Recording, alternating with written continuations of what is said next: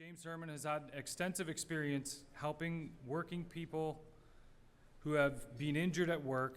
He took his first case as a volunteer in 1977 and won for a student worker who had no union and no representative. At the time, he was on the executive of the KW and District Labor Council. James was the second ever union representative in the province of Ontario who specialized in workplace injuries. He has been on staff of both public and private sector unions, as well as the office of the Worker Advisor, where he had served as the chair of its training committee. James was working for the NDP compensation critic when they forced the government of the day to found the Workplace Safety and Insurance Appeals Tribunal, as well as other legislation benefiting workers. James was appointed by the chair of the WCB, former name of WSIB, to coordinate the chairman's task force on service delivery and vocational rehabilitation. Following the completion of the task force, he accompanied the chair of the board around the province of Ontario, talking to unions and employers around the issue of return to work. The result of this tour eventually evolved into legislating need for return to work plans that we have today and the legislated need for both employers and workers to cooperate in return to work after injury. CUSW was formed in 1999. Since the early days of the union, James Herman has been a WSIB mentor, trainer, and sometimes a representative for CUSW. James? What is kindness? That was what I asked myself when they told me that the committee told me that the theme of this year's conference was kindness. I thought, well, what is kindness? So I looked it up in the dictionary. Now, the dictionary, dictionary.com I used, it could have been, some of the others were even worse, but kindness, the state or quality of being kind. Does that mean anything to any of you? Didn't mean a thing to me, and I'm a word guy. You can ask my wife. She finds me talking all the time when she wants to go somewhere. But didn't mean a thing. So I found the best definition for me was on Wikipedia, which is really strange, but it's true. Kindness is a type of behavior. Do we agree with that? It's how we act, right? It's how we behave. So kindness is a type of behavior marked by acts of generosity, consideration, rendering assistance, or concern for others. So you can't always help everybody, but we can always be concerned about everybody. Anybody we run into, we can be concerned about. So that made sense to me. Concern for others, without expecting praise or reward in return. So somebody, anybody, what do you think your reward is for being kind? Yourself, yeah. A warm, fuzzy feeling. Feels good. That makes sense? Okay.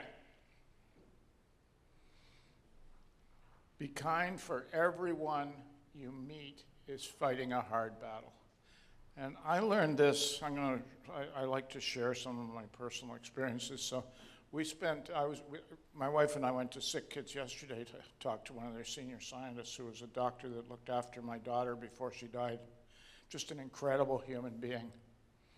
And the presentation just before this, they talked about not carrying at home with you. A little bit mentioned that. This doctor said he can't go home without carrying the kids home with him that he's treating. And he told us that just yesterday. So it kind of fits in. This guy's a genius. Like, he's just this intellect that's huge. And yet, he has compassion, he has empathy, and he's kind. He was very kind to us too, not just to the kids. So, well, we still go and see him once in a while, so that says a lot. But everybody's fighting a hard battle, and that got me through Sick Kids. We spent 3 years at Sick Kids with my daughter, and I'm sorry if my wife's going to be in tears when I'm talking about her a little bit. But it was so important for me to get through we were watching children die. I mean, it was really that clear, and sometimes we didn't know, they just disappeared. But I did notice that if they went home, the doctors or nurses would tell us they went home. So if they wouldn't say, then we knew they died. One time, a native family from Thunder Bay asked us to go in and sit with their child in the ICU and wait with them while the child died. So a very traumatic time in our lives, a trauma that carries right through, there's no question of that. But what got me through that was understanding that everybody in this world suffers. Everybody. And some people, no matter how much you've suffered, and I know, like, geez, what Dan's gone through, I know some of it. I can't imagine all of it. But the rest of you also have gone through things in your lives. And war zones, I mean, I've never, we hear this on the news every day now. But know for a fact that whatever you're going through, you're just a part of the human race. You're not alone, ever. So that's what got me through. Everybody you meet is fighting a hard battle. Same as you. You may be having a great day today. I hope you are. I hope everybody's having a great day today. But you have your days. And it's important to recognize that so do the people you work with. Okay? So, everyone has a bad day, yes, even you. Do you think that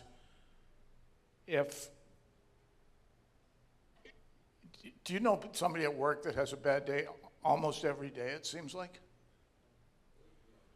Do you? One person I do right now on the show sometimes it's me. Hands up. We know people that have a rough time regularly, and we know other people that try to be positive no matter what, right?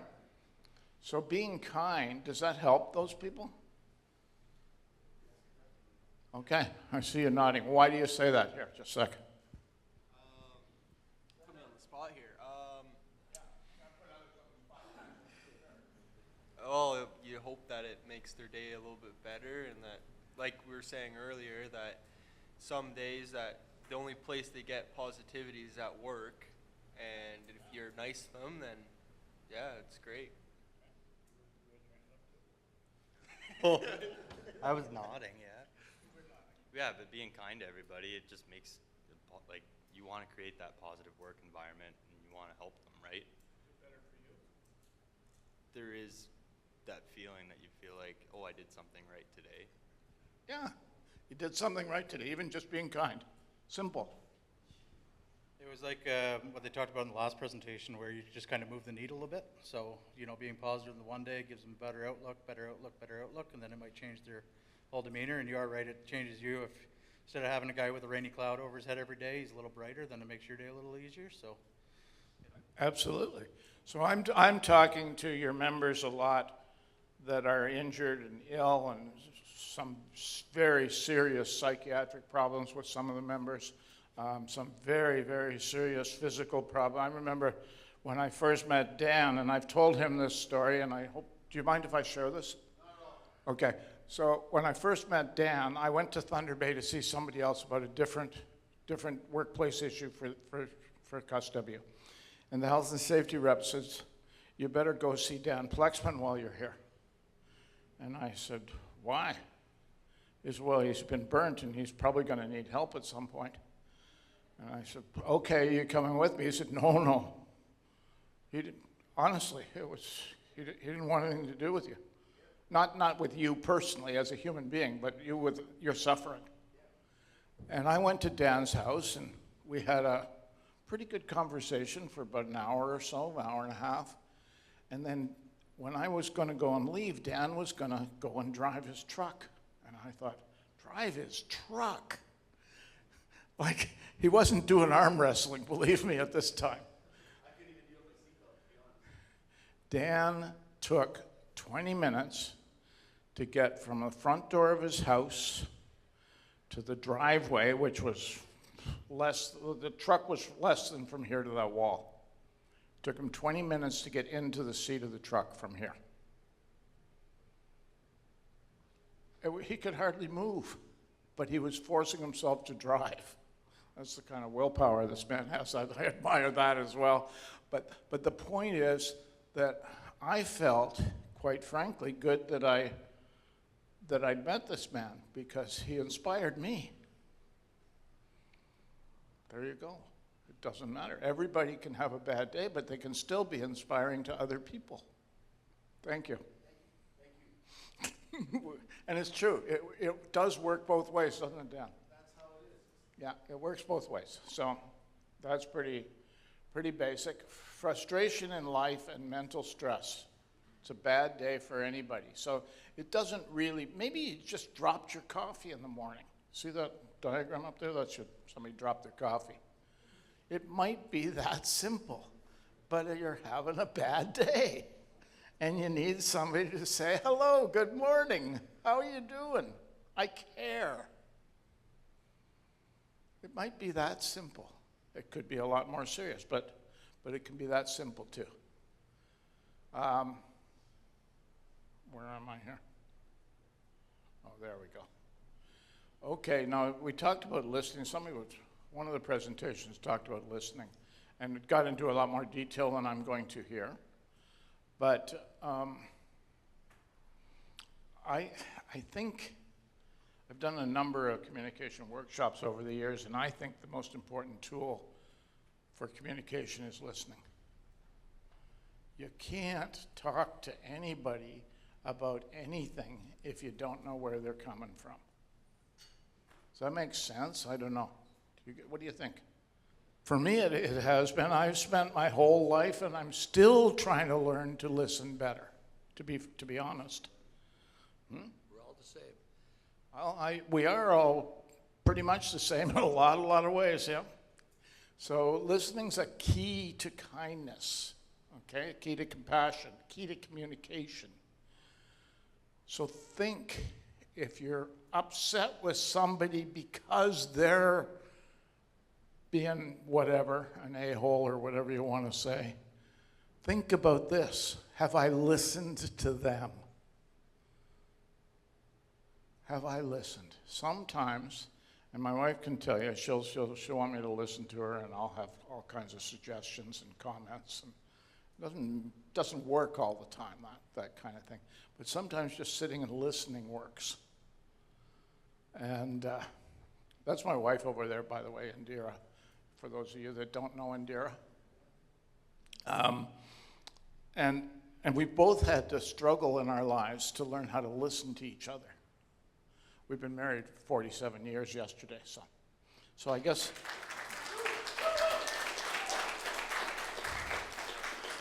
we're slowly learning to listen and be kinder. But it's really important in the workplace that I go to work and, I don't know, maybe my kid said something obnoxious or wouldn't listen to me this morning. Maybe I yelled at my wife and ran out the door without saying anything kind afterwards. Maybe I got drunk last night and I just have a hangover. Whatever the situation, or maybe I dropped my coffee in the parking lot. I may need somebody to listen. And it doesn't have to be the big things. Sometimes it is the big things. But if you're the one that listens in the workplace, what's going to happen when a big thing does come up? Are they more likely to trust you? Yeah? Absolutely. Yeah, absolutely. Okay? You've already listened. You've already told them that you're there for them through a simple act of kindness. Now, is that going to help make people any safer in the workplace? What do you think? Yeah, I think so. Because you're going to work better together. Yeah, I think if you trust your coworkers, if you think they got your back, this guy listens to me. This woman listens to me. I can trust this person. Yes, it does. Well, actually, by listening, because then they know they can bring issues forward, right? If there's trust and there's kindness and listening, then if they can speak up when they feel unsure around others, especially when we're talking health and safety. Yeah, exactly. Really, really important for health and safety that people know that they're being listened to, I think. Otherwise, what does it matter? Your employer doesn't care, you don't care. I used to do this type of training things, but for the Canadian Labour Congress, and I get a team of construction workers, and I'd ask them how many of them wear hard hats, and it was 0 at first. So Bill 77, the first Health and Safety Act in North America, was Ontario in 1977. Before that, there weren't any. And after that, it took years and years and years to develop what we talk about at these conferences now as health and safety. Or when you take some health and safety training, what you actually get is totally different than those days. And the construction workers would laugh, and it was that peer pressure thing, right? Nobody would be kind to them if they wore a hard hat on a construction site. My God, must be a wimp. And that's true. I couldn't believe it because I'd never done construction. I thought that was really weird, but it's true, true story. So it's really important to be able to listen. Why do you want to wear a helmet? Well, I want to go home tonight. Is there anybody here that doesn't feel stressed at any time? Put your hand up if you don't feel stressed. I don't see a hand. I think we're all human, aren't we? So I grew up in the 1960s. We're talking about kindness, right? You might remember, well, most of you wouldn't remember. But anyways, you might have heard Love, Peace, Groovy. That was the big saying when I was late teens, early 20s. Love, Peace, Groovy. Well, I thought, love, yeah. And so I was into this, the love generation or whatever you want to call it. But now I think, and this goes back to the last presentation as well, and some of the others before that, respect. Everybody loves somebody. You love yourself, you love your neighbor, you love your wife, you love your husband, you love your kids, you love your parents, you love somebody. Love's there. We all have love. But we're all in this together, whether it's the person you think you love or somebody you've never met before. How do we get along with everybody if we all have love anyways? That's what we didn't deal with in the 60s. And I think right now, as far as I've come in my life, is this respect. And if I respect you, I will be kind to you. And what's that going to do for you? What's that going to do for you if I respect you? Show respect. It's going to make me more willing to talk to you and show respect and be kind back in return. Okay. Will it make your workplace safer? Yes. Will it help you if you're injured? Yeah. Because you're getting taken care of. Yeah, just a kindness can be taking care of people. It's a simple sort of thing, but to talk about, let's be kind. Well, everybody agrees, let's be kind. But it does things way beyond what we might think it was. Yes? And also with the respect, it allows people to have difference of opinions and you really get to know them and you can make those connections. Yes. Do you people all agree with everything I say up here? I hope not. Well, I'd like to think that you're able to think for yourselves. That's what I mean. So if I want to know where you're coming from, I need to be able to listen to you. And I've had a couple conversations. Oh, the other thing is thank you. Hey, is that a respectful thing to say? Somebody said thank people for doing a good job. I used to think, and I've done this for a long time, as you know, I used to think that the only people that would thank me for the work I was doing were the people I lost their appeals. Like right through to the end, I'd lose an appeal and somebody would say, "Oh, thank you so much." And I'd say, "But I didn't help you. We lost." And this is sometimes 3 years later. And they'd say, "Yes, but you listened and nobody else listened to me ever." Makes a huge difference to somebody who's got a disability, whether it's workplace or not, but we're talking largely workplace injuries here. So today, 2 CUSW members came up to me and thanked me for winning their cases. Nobody ever thanked me for winning their cases except in CUSW. Didn't used to happen. And just today, 2 people thanked me. This union is very special. I don't know, how many of you have been in other unions? Do they have a health and safety conference where the theme is kindness?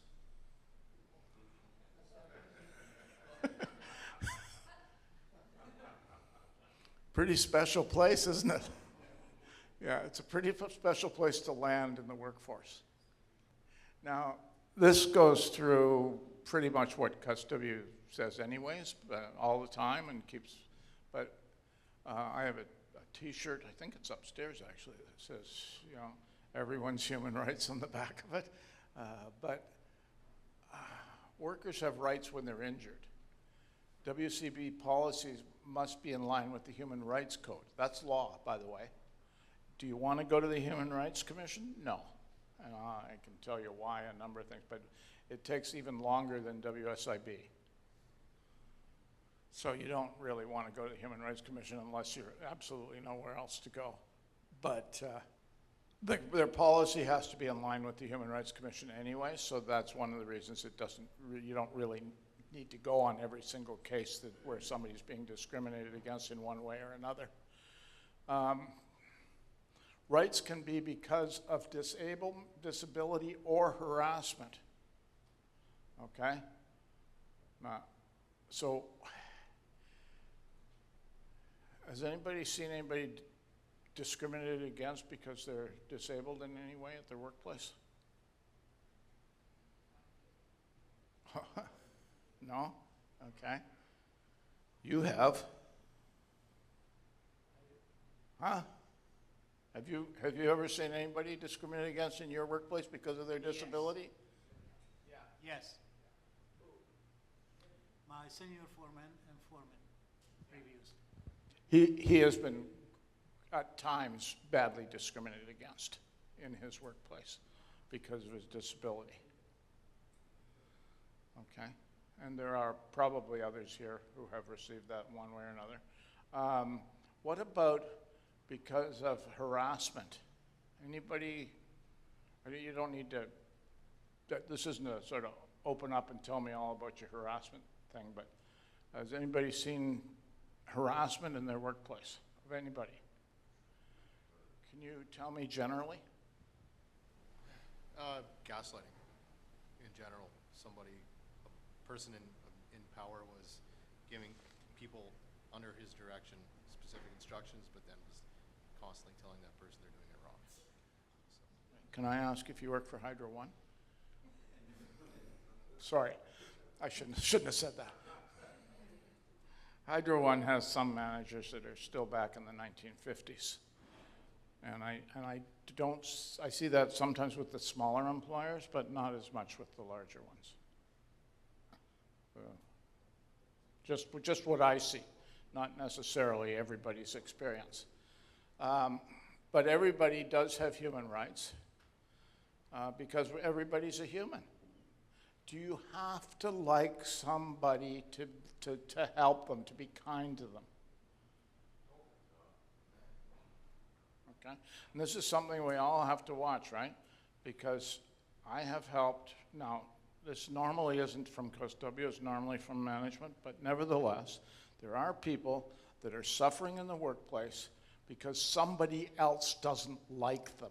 Not because they don't do a good job, because somebody doesn't like them. Maybe they're a quirky personality. Maybe they have an accent from some other country.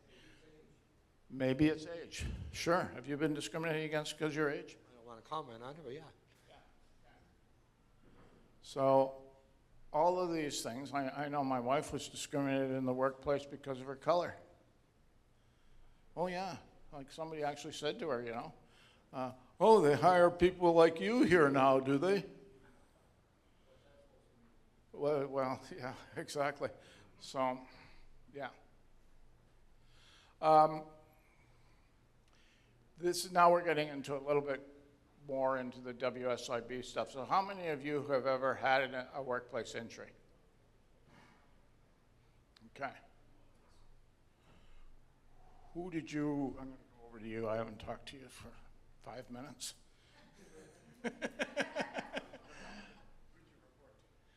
Reported the supervisor. Did you report to your CUSW health and safety rep? That's a fantastic question. No, actually, the injury, no, not directly. I know they knew, but no, I did not make a direct contact, but they were informed. Okay, I would like to change the culture. And yes, you have to report to your supervisor, to your employer. You have to do that. That's the law.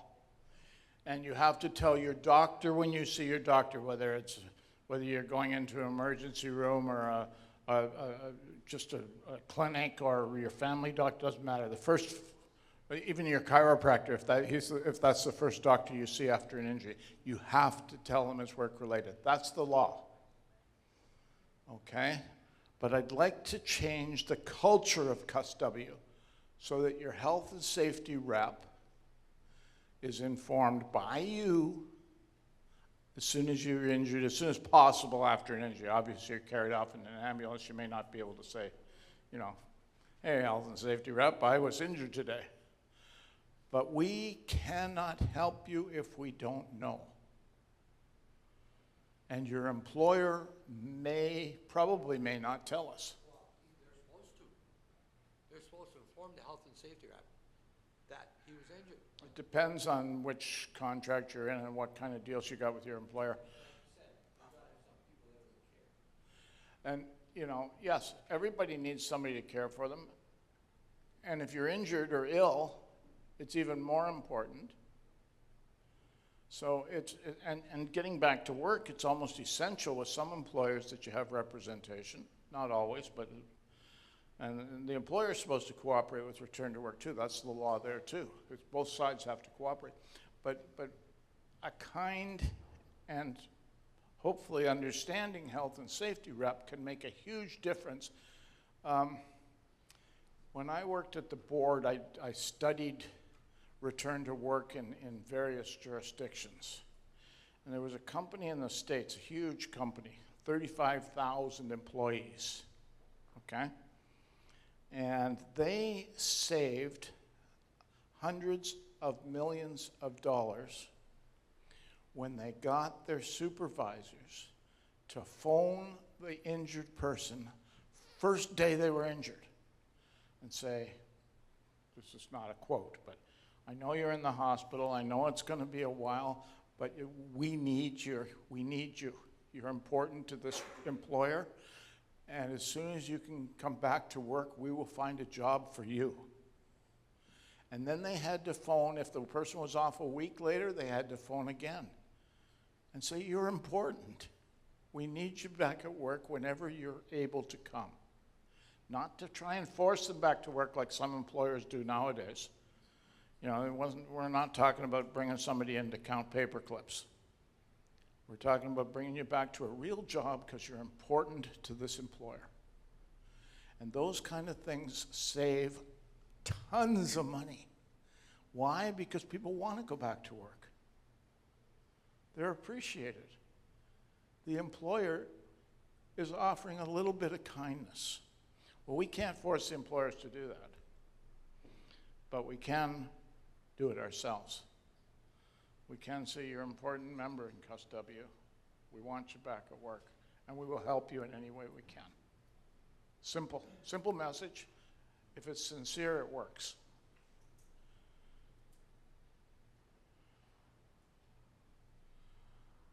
So I know from the research I did for the chair of the Workplace Safety and Insurance Board, it was the Workers' Compensation Board at the time. In fact, it was the Workman's Compensation Board at the time. It wasn't even workers at that point. But I know that the employers that figured out that treating people respectfully saved a lot of money. So it's good for the employers, okay? For us to be kind helps the injured party, or the sick, the ill party, or the person who's so stressed out they can't think straight, whatever. It helps them, having somebody be kind to them. But it also helps your employer financially, as well as statistics also show, I did all this research, statistics also show that people who have been injured once are less likely on the whole to get injured again because they try to work safe. Safer, yes, good point. Thank you. Okay, so report to your employer and doctor and your custodial health and safety rep. And can we talk this up in the workplace, please? To me, this kind of communication, this cultural idea that the health and safety rep is there for you, has your back, is a really, really important thing in helping injured and ill people. And it doesn't even really matter whether they were injured at work or at home or whatever, or they're sick because with the flu even, you know. If they're not at work, give them a call. Say hi, how you doing? Anything your union can do for you. Simple. But a 5-minute phone call may make a huge difference to the person. Do you say hi to people when you walk down the street? I mean, total strangers. Anybody do that? Yeah. I'm glad to see that. I do that. I think it's a wonderful thing. And I think every once in a while, it maybe makes somebody's day. You know? Somebody said hi. And when they say hi back to me, I feel good. Hey, is that right? Everybody have that same experience? You feel good when they say hello back to you? Sure. Sure. Everybody likes a little simple kindness. So follow your doctor's orders, but also and this is where you can help people. Make sure they get the FAF filled out and that they give it to the employer, even if it's through you. You know, you may have to, and I know this is hard in some of the places you work, but you may have to go to their house and pick up the FAF and take it to the employer, or get somebody to do that or help you with that. Talk to the health and safety rep. We need that. We need that cultural change because we miss people that we could help. Talk to your employer, okay? So-and-so's, you know, I saw their FAF and looks like they can do this job that's coming up as long as somebody can do the lifting for them. Simple. The employer has an obligation to offer the job. And we can facilitate that. The employer wouldn't think they can do it because it says no lifting over 5 pounds on their FAF. But you say, yeah, but they're not working alone. Somebody else can lift the 20-pound weights, right? They may not be pulling cable, but they can do the rest of the work. Anyways, return to work and cooperate with the employer. How many people have been injured and were really pissed at their employer after they were injured? 1, 2, 3, 4, 5. Yeah. Well, Dan was barred from the employer's premises after he was injured. So he told them he was pissed. So, and you're not the only one that's done that. So it's important that you cooperate in return to work. Please. Keep your health and safety rep informed, so I put it again here. And you can always ask, and I would suggest it's better if you do it through your health and safety rep, but you can always ask for help from the WSIB to return to work. They have specialists that will go in. And so we've been, Calvin's been in a bit of it with me, and who else here? Howard for sure. Yeah, okay, so I've been in with a number of you in return to work situations with the employer and the board involved, and we're generally successful. We can get people back to work, back to meaningful work, real work, work that hopefully will last them, that they may be able to retire from. So, you know, it's important that we try to get that culture of, yes. I thought it was in work's best interest to get you back to work, but the part where they have a withdrawal and you come in, I thought was whether you're going to be covered with medical expenses and covered for your injury. No. And brushing off, because either whether it's at home or at work, they still want to bring you back to work. Just the key is like with that, The key is real meaningful work that you can do within your limitations or within your abilities. So we have employers all the time that'll say, we got no job for this person because they're too disabled. And the board will tend to say, unless you get into a meeting with them and talk, if I go into a return to work meeting, I will ask the worker beforehand, can you give me 3 jobs that the employer has that you can do? 3. Even if you need help to do them, but we go in, we don't just say we want them in this job because that's not our responsibility, placing the worker in a specific job. But we go in with 3 jobs and the board goes, oh, you told me you didn't have anything they could do. They've just come up with 3 jobs this worker can do. So we get the member back to work. And I find it's been pretty successful. Probably the most successful part of my work with CUSW has been return to work stuff. So, and yes, it's true. Sometimes the employers will get you back. In the old days of Ontario Hydro, I went to the Bruce, and the Bruce was owned by Ontario Hydro. And okay, and we were trying to they'd laid this guy off and said, well, he was doing a full-time job, so the board wouldn't retrain him for anything. I went in and I talked to the people he worked with and so on, as well as the health and safety reps, the stewards. And it turned out Ontario Hydro had set this guy in a chair in a hallway outside a door, a locked door, told him to read a book for 12 hours.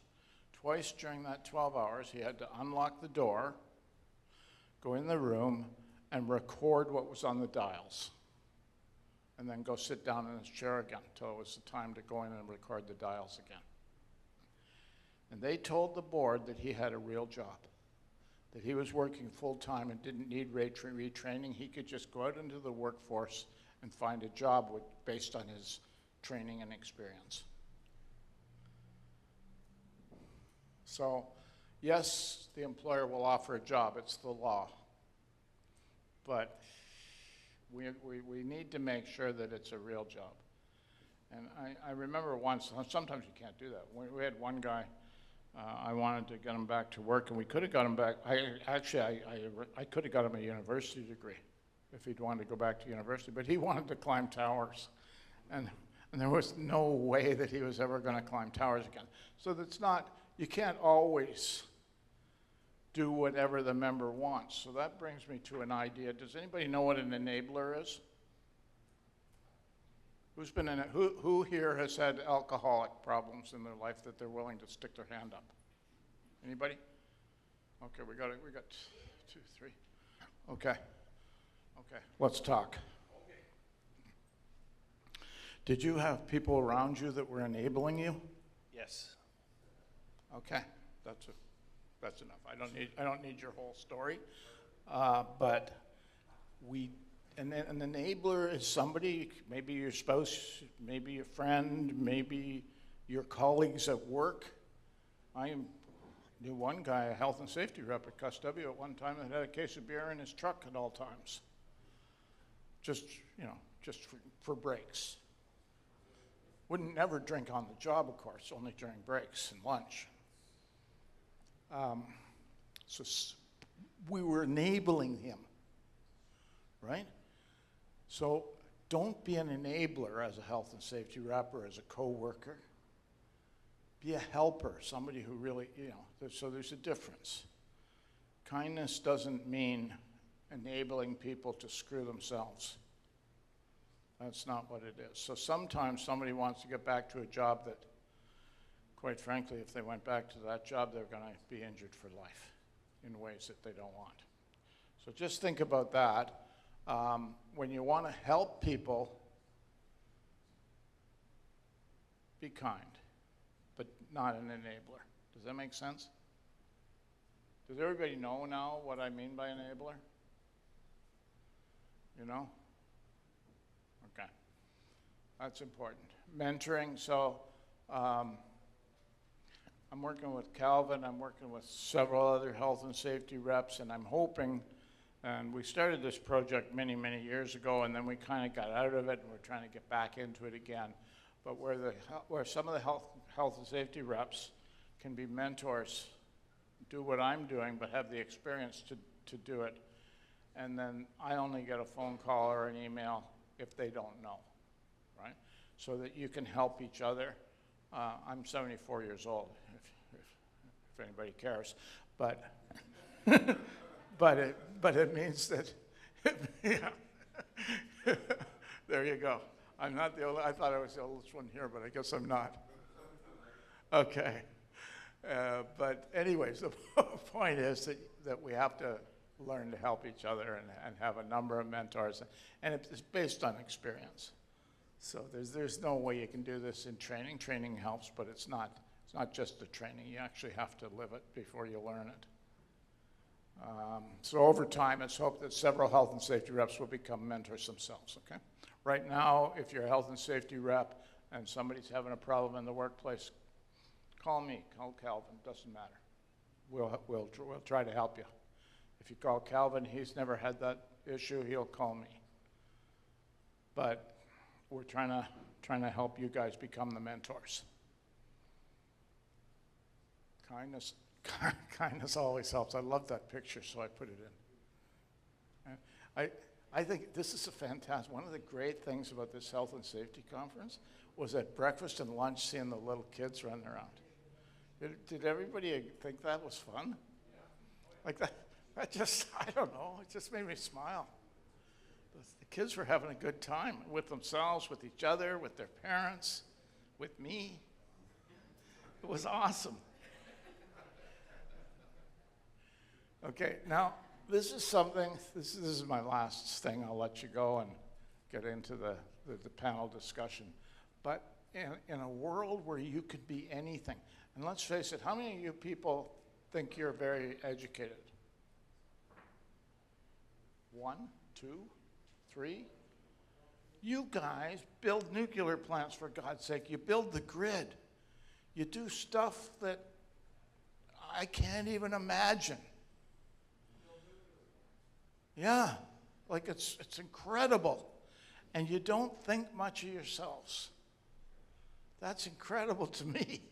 I mean, I'm in awe of what you guys do every day. I really am. It's phenomenal that anybody has the skills to do it. So in a world where you can be anything, and I know you didn't want to go and be a nuclear scientist, that's okay, but rocket science is pretty simple if you know what you're doing. So, you're just as intelligent as somebody with a PhD in something else. And I'm telling you that sincerely. So in a world where you can be anything, be kind. These little stones started appearing all over the place when when we were in lockdown. Did anybody else seen them? I've seen them all over the place, and I think they're incredible. I love it. I always stop and read them. So you might find something like that, but be kind. And I love you guys. You're wonderful. Thanks.